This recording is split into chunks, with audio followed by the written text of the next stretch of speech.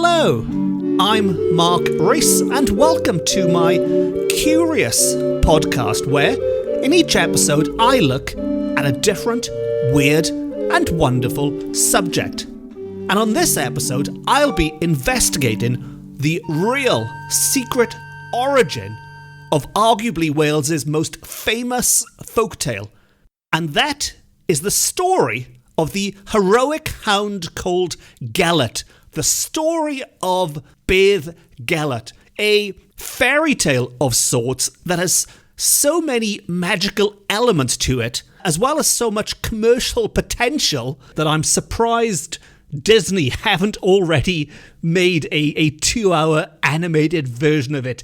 It's got the valiant dog, the hero of the story. It's got a snarling enemy that the dog must overcome.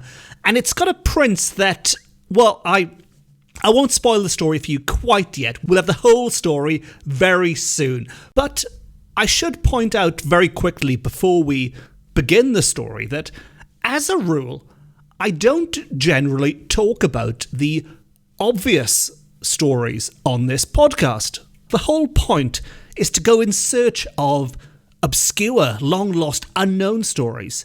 But one thing came to light recently with the story of Beddgelert. And that is, I first heard this story when I was very, very young in Welsh language education, Welsh language school. And I grew up assuming that everyone knew this story. This story was as well known to me as Snow White or Cinderella or other fairy tales are to other children. But I realised in the last year or so I've been doing various media appearances on other podcasts and radio and TV and things. And one of the stories I get asked about the most is the story of Beddgelert. And what I've come to realise is that while this story is very well known to me, to people outside of Wales, or even to those inside of Wales who maybe don't speak Welsh, it is not such a well-known story. And also, importantly, is that even those who do know the story might not be familiar with where it really came from. And the truth, I think, is almost as interesting as the fantastical story. Now, before I tell you the story, we should take a quick look at the name itself, Beddgelert, which is one word, B-E-D-D, or th in Welsh, G-E-L-E-R-T, Beddgelert. And it is the name of a village, a beautiful little hamlet in Gwynedd, in the north of Wales. And it can be found in the shadow of some of the incredible mountains in Snowdonia National Park. Snowdonia, it's world famous for its mountains, and there, sitting beneath these towering mountains, is the little village of Beddgelert. Now, the word Beddgelert is a combination of two words, the word Bedd and the word Gelert. Bedd is Welsh for grave. Gelert is assumed to be the name Gelert. We'll come back to that later as to why that may or may not be the case, but for now, those two words combine to mean Gelert's grave. Beddgelert means Gelert's grave. And this name, it is said, refers to the heroic dog who once lived in the area known as Gelert. And anyone who has been lucky enough to visit this area will know all about this dog. He really is quite the local celebrity. There's a wonderful sculpture, a life-size sculpture of the dog. Well, I say life-size. I mean, I'm assuming it's life-size. I have no idea how big Gelert would have been if Gelert existed. But he was thought to be an Irish wolfhound.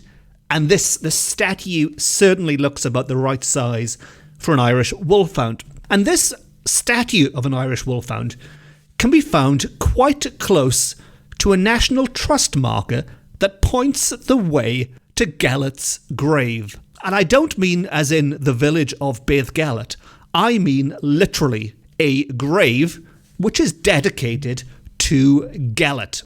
Now, this is it's a beautiful spot, in a beautiful village. I might overuse the word beautiful in this podcast when I talk about Beddgelert, but it really is. If I was being paid by the tourist board to promote somewhere, I think Beddgelert would be one of my top places to promote. But there's this wonderful spot which has a couple of trees which are fenced off. There's a circular fence, a small fence around them. And within that fence, at the foot of these trees, is a large stone, a monument to Gelert. And in front of that monument are two tombstones, both of which tell the story of Gelert's heroic antics. One is written in the English language, and the other is written in Cymraeg, in Welsh. And I will now read to you the story of Gelert as inscribed on Gelert's tombstone in Beddgelert. I would normally cut out those coughing noises in the edit, but in this case, I hope it will add to the dramatic effect that I'm trying to establish, because I am about to tell you a story. And so, if you're sitting comfortably, I shall begin. In the 13th century, Llywelyn, Prince of North Wales, had a palace at Beddgelert. One day he went hunting without Gelert, the faithful hound, who was unaccountably absent. On Llywelyn's return, the truant, stained and smeared with blood, joyfully sprang to meet his master. The prince, alarmed, hastened to find his son, and saw the infant's cot empty, the bedclothes and floor covered with blood. The frantic father plunged his sword into the hound's side, thinking it had killed his heir. The dog's dying yell was answered by a child's cry. Llywelyn searched and discovered his boy unharmed. But nearby lay the body of a mighty wolf which Gelert had slain. The prince, filled with remorse, is said never to have smiled again. He buried Gelert here. And that is the end of the tale as it is related on the tombstone. Now, another way of telling the story in a less flowery way, shall we say, is that Prince Llywelyn the Great went hunting and he left his dog in charge of his son and heir at home. When he returned home and found his dog sitting there, covered in blood amongst all the wreckage, all the furniture tipped upside down, he assumed the dog had gone wild. The dog had lost its mind, trashed the house, but worst of all, his son was nowhere to be seen, but his cot lay there on the ground, empty and smeared with blood, just like the paws and the dripping mouth of the dog. Now he put two and two together and assumed the worst. He assumed the dog must have killed his son, and with that he pierced the dog with his sword. And as we heard in the last version, the last telling, that dog's dying cry was met with the cry of a very much alive baby boy. And when Llywelyn went looking for that boy, he also found alongside him the body of a giant wolf which Gelert had slain. Now, as an aftermath to this story, it was said that Llywelyn was so eaten up with grief afterwards for killing what really was man's best friend, and as a result, he moped for the rest of his life, leaving this monument to Gelert underneath the tree. Now, that is a very tragic story. It does not have a happy ending. But like all good fairy tales, there is always a glimmer of hope. And I do have some good news for dog lovers. You can dry your eyes and wipe away the tears, because it is almost certainly not true. It is almost certainly rubbish. And what I mean by that is that story is thought to be a work of fiction. There was probably no heroic dog called Gelert, and if there was a dog called Gelert, he probably was not as heroic as that story makes him out to be. He was not killed by Prince Llewellyn, and the whole thing was just made up. Or was it? If this was just the figment of somebody's imagination, why did they invent it? What purpose would they have for it? And why did everyone believe it? Well, first of all, we have to bear in mind that very similar stories, what are known as heroic dog stories or heroic hound stories, could be found all across Europe. There is a very similar story in Germany and in France and in other countries where the names might change. There's no Llewellyn in Germany and there's no Gelert in France. But pretty much the mechanics of the story in where a dog is slain mistakenly is repeated again and again. So it could be said that this story has simply been lifted from some other country, some other culture, and repackaged in Wales.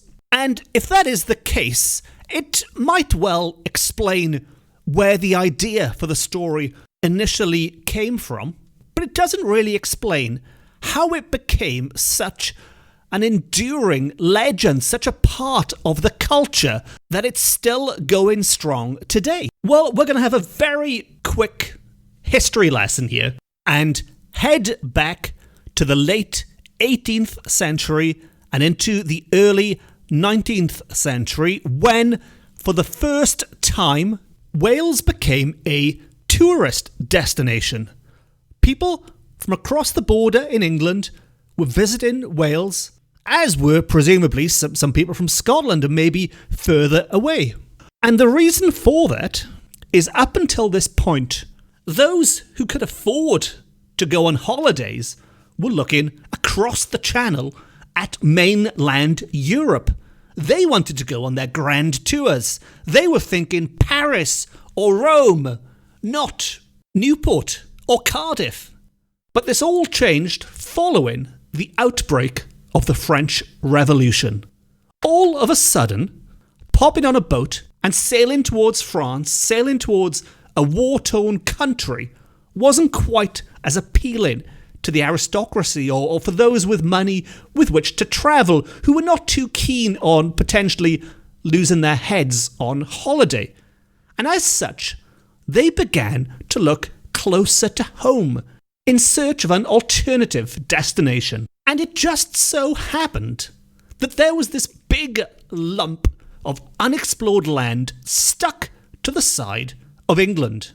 A land which George Borrow, a well-travelled Englishman who wrote quite extensively about his journeys and had a real fondness for Wales and the people of Wales and the culture and the language of Wales, described as Wild Wales. Wild Wales was now open for business. It was open for tourism business.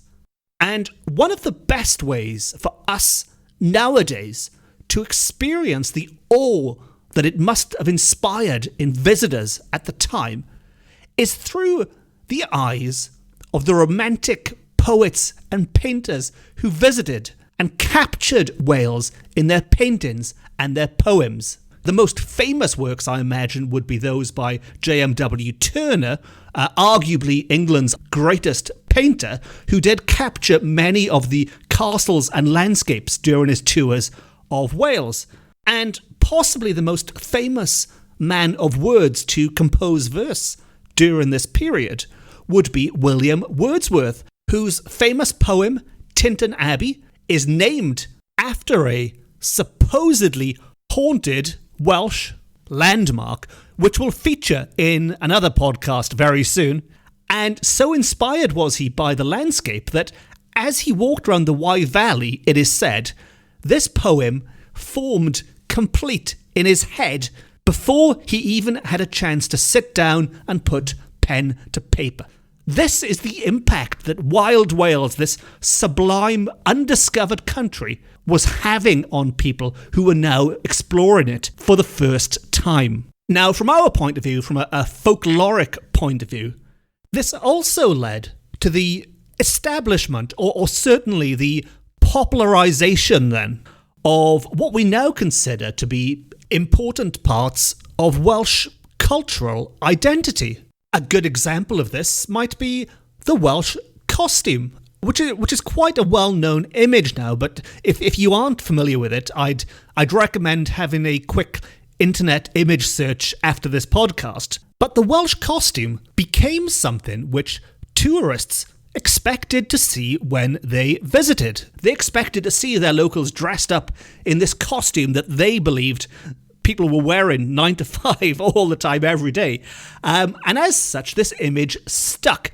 Now, it's mainly the female costume that we know nowadays. There was a male costume, but it's pretty much the traditional Welsh lady's costume with a tall hat, which has also become synonymous with the popular image of a witch.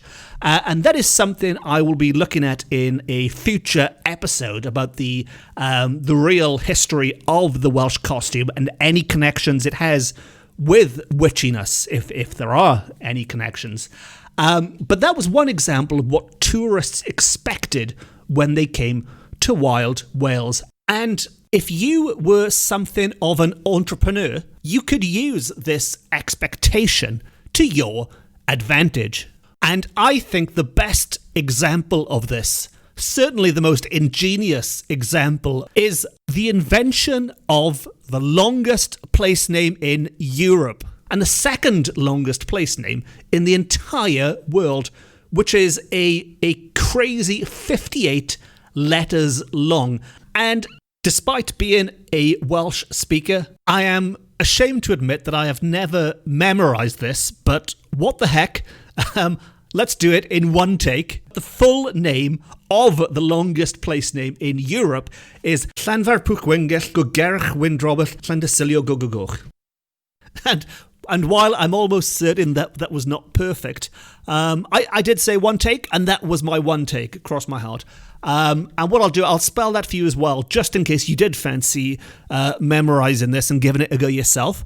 And that is spelt double L, which is in Welsh, but double L, ANFAIRPW, double L, GWYNGYLL, or GOGERYCH, or in Welsh, WYRNDROBW, yes, double quadruple L, ANTYSILIOGOGOGOCH. Now, I hope you were paying very close attention then, because I will not be repeating that, and there will be a test on your pronunciation at the end of this episode. But why did they invent such an incredibly long name in the first place, besides to twist the tongues of podcasters like me in centuries to come? Well, it's all thanks to tourism again. And the idea was people would travel to this village simply to see this humongous train station sign as they arrived. Later on, people would also have photographs with it, and it worked. People did visit just to see this long sign. Now, the reason I'm talking about these things, the reason I'm going on about Llanfair and going on about the Welsh costume in Wild Wales, is that these things were put in place to attract the tourists, and with all of Wales competing for the same number of people who all had limited amounts of money to spend, they had to try and stand out. And one great way of standing out is to have a legend, a famous, real-life legend attached to your village. And that is exactly what they had in Beddgelert. A legend so famous that William Robert Spencer, the poet, would compose verse about it, and Haydn, one of the most famous composers ever, would set to music. This is a big legend. Although I am, at the same time, somewhat surprised that a place as beautiful as Beddgelert would need to go down this route in the first place. Because while I didn't see it in the 18th century, I'm assuming it looked just as spectacular, if not even more spectacular back then than it does now. Or even if it looked half as good as it does now, it would still attract the tourists without the need to invent some myth or legend to attach to the village.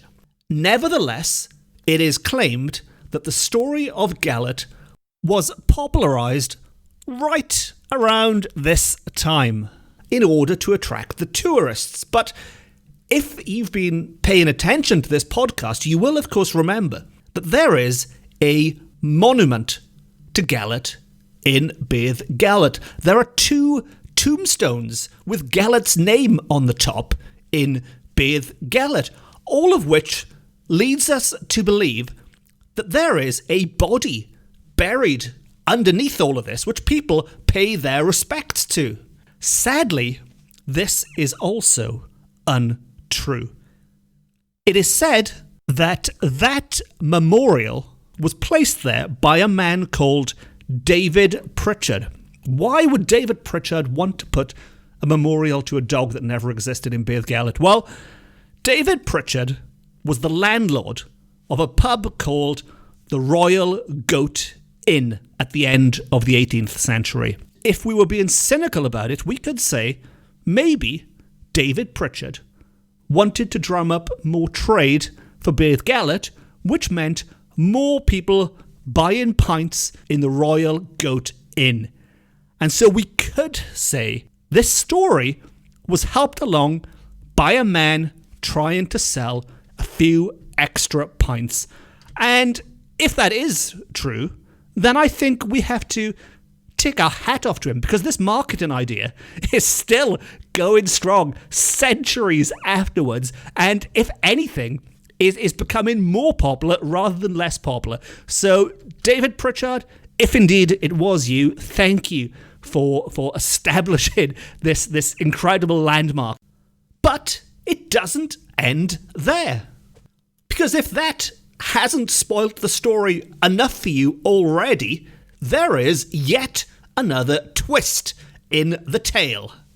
And we're going to go back to the 7th century, where a hermit was living in a cave which, in the Middle Ages, became known as the Holy Well of St. Gelert. Pilgrims would flock there because this holy well would heal them. The water from the well would heal them.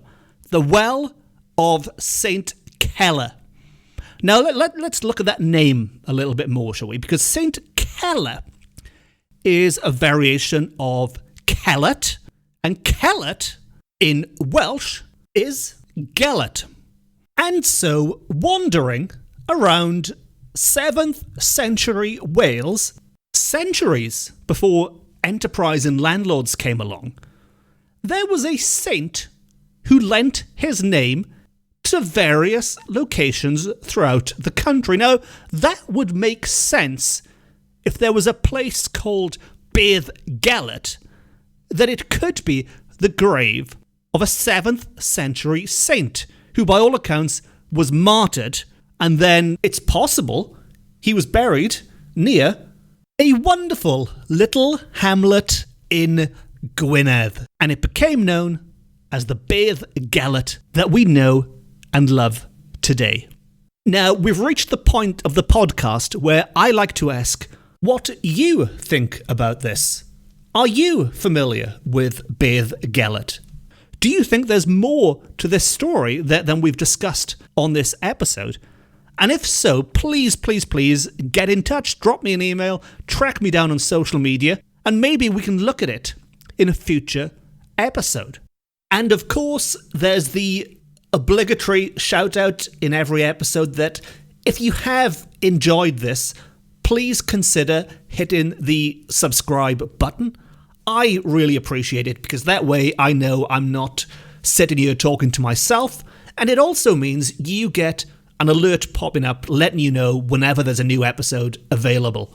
All of which leaves me to say that if you were not familiar with the story of Gelert beforehand, I hope you've enjoyed that dose of Welsh folklore, and maybe it has inspired you to pay a visit to the village itself at some point in the future. If you were familiar with the story of Gelert beforehand, I hope you've enjoyed learning maybe some new details about it, and I hope it hasn't destroyed any cherished childhood memories you might have had of this dog, which may or may not be real. Because let us not forget, while these theories are flying about, they are just that, theories. Who can really say if Gelert did or did not exist? If Gelert did or did not fight off a snarling wolf and save the life of the child of Prince Llywelyn? And if we choose to believe this story is true, then we can all pay our respects to that heroic dog at the site of Gelert's grave in Beddgelert. Thank you very much. Diolch yn fawr iawn. Nos da.